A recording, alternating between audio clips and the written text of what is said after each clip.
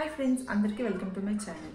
ఈ వీడియోలో నేను మనకి మిగిలిపోయిన రైస్ని టేస్టీ స్నాక్ ఎలా చేసుకోవాలో చాలా సింపుల్ మెథడ్లో చేసి చూపించబోతున్నాను. వీడియో ఫస్ట్ టైం చూసే వాళ్ళైతే ప్లీజ్ సబ్స్క్రైబ్ చేయండి. నా ఎక్స్ప్లెనేషన్ మీకు నచ్చితే ఏదో ఒక పాయింట్లో ఆ పాయింట్లో మీరు లైక్ చేయండి.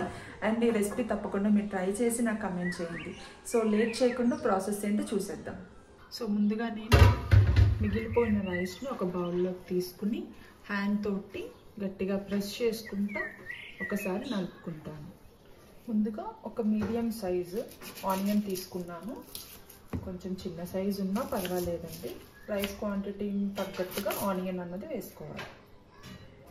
చాలా సన్నగా కట్ చేసుకున్నాను. మ్యాక్సిమం మీకు కూడా ఎంత సన్నగా కుదిరితే అంత సన్నగా కట్ చేసుకుని ఆనియన్స్ని వేసుకోవాలి. స్ప్రింగ్ ఆనియన్ ఒకటి వేసుకుంటున్నాను. మీ దగ్గర ఉంటే వేయండి, లేకపోయినా పర్వాలేదు.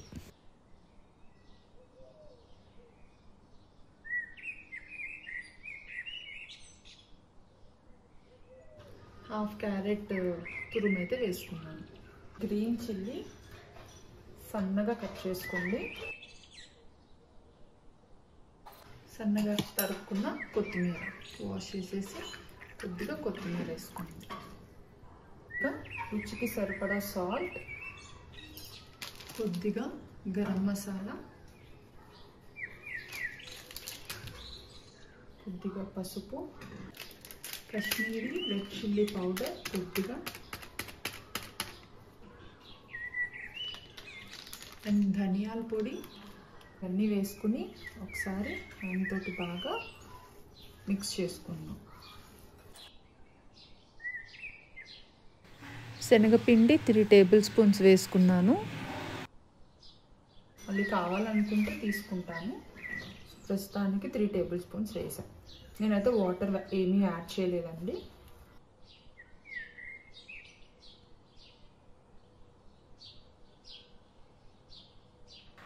మొత్తం కలిపేసుకున్నాక ఒకసారి సాల్ట్ సరిపోయిందో లేదో చూసుకుని తగ్గితే కొంచెం యాడ్ చేసుకోండి.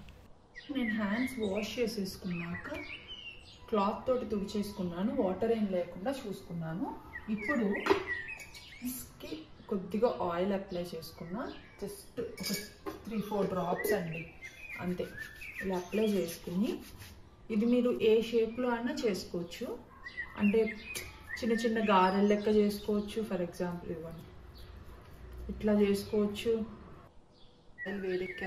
ఆయిల్ వేడెక్కాక వేసుకోవాలి, లేదంటే అడుగున మూకిడికి అంటుకుంటుంది. అండ్ టర్న్ చేసేటప్పుడు కూడా మనకి అది ఫ్రీగా మూవ్ అయినప్పుడే టర్న్ చేయాలి. ఫ్రీగా మూవ్ అయింది అంటే అది ఫ్రై అయినట్టు, లేదనుకోండి కింద అతుక్కుపోయి ఆయిల్ అంతా ఖరాబ్ అవుతుంది. అండ్ ఇంకొకటి, ఇది మనం ఫ్రై చేసుకునేటప్పుడు ఖచ్చితంగా మీడియం ఫ్లేమ్ మీద ఫ్రై చేసుకోవాలి. అలా అయితేనే లోపల కూడా మనకి ఫ్రై అవుతుంది. లేదంటే పైన అంతా కలర్ చేంజ్ అయిపోద్ది, డార్క్ కలర్ వచ్చేస్తుంది, లోపల కూడా పచ్చిగా ఉంటుంది.